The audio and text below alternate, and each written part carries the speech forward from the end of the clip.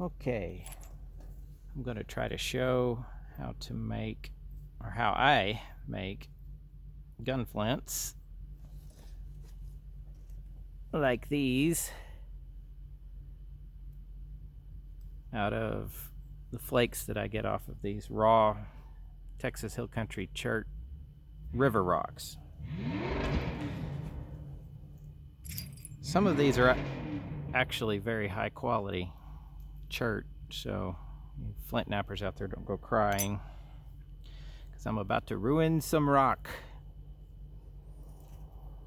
So I have a tack hammer, which is very hard compared to regular hammers. They're very hardened on the ends. A file cut in half, tang driven down, and a stump. That's my anvil, that's my hammer. And I chip these like the English and the French have done it forever. Upside down. You take your flat side of your flake, your ridge side down, your naturally sharp edge. You've got to pick it out of the flake and decide where you're going to try to make your flint. And lay it upside down, brace it with my middle finger like this, start knocking chips off of it until I make it the shape I want.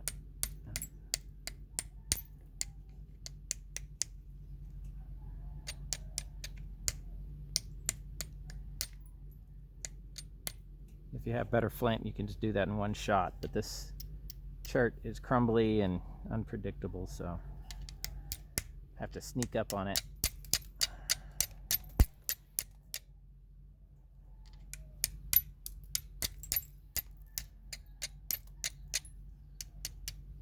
Actually, this is really high quality stuff. Nice and glossy, doesn't need any heat treating. Oh, and we don't generally heat treat chert to make gunflints. It makes the edge softer and makes it flake too well.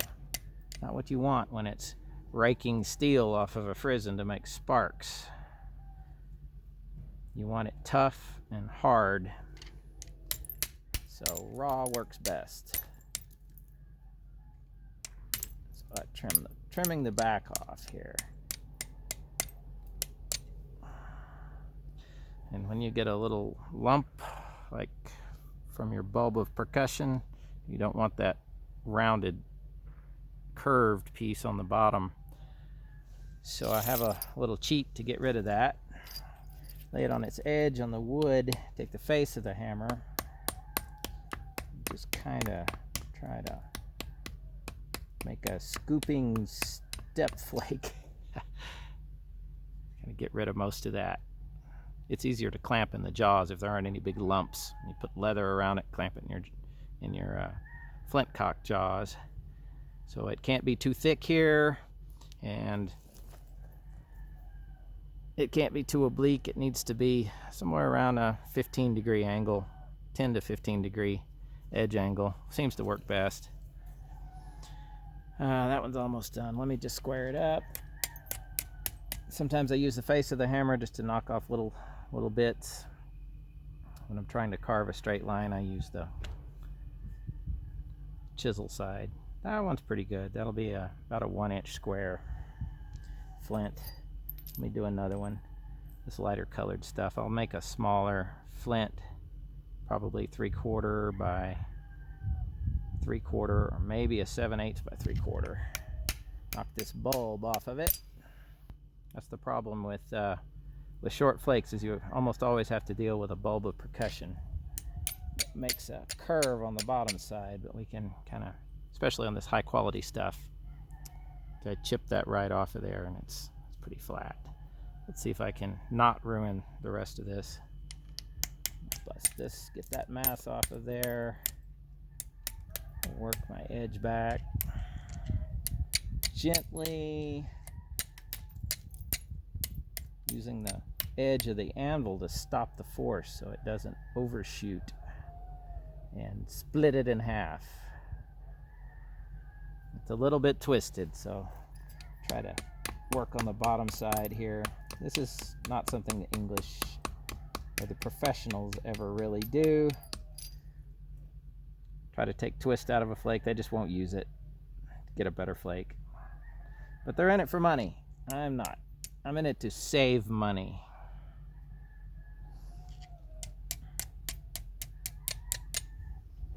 And I want a ridge about 2/3 of the way back, 2/3 to 3/4 of the way back.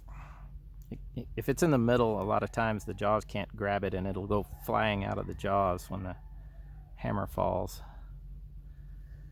So I could trim that up some more, but that's functional. Nice sharp edge, about the right thickness, about the right shape. And this will be trued up the first couple of strikes against the frizzen of the flintlock. So that's basically it. Let me try one more.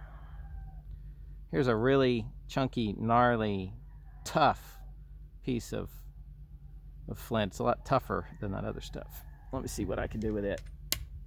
Gotta get one side done.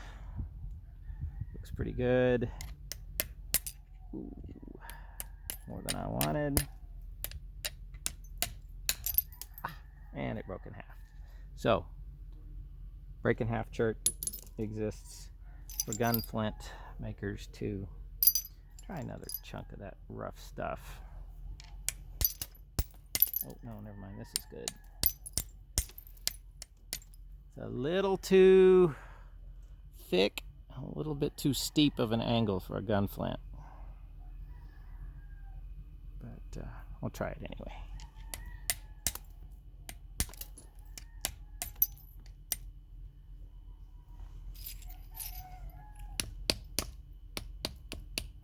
Get rid of that bulb of percussion.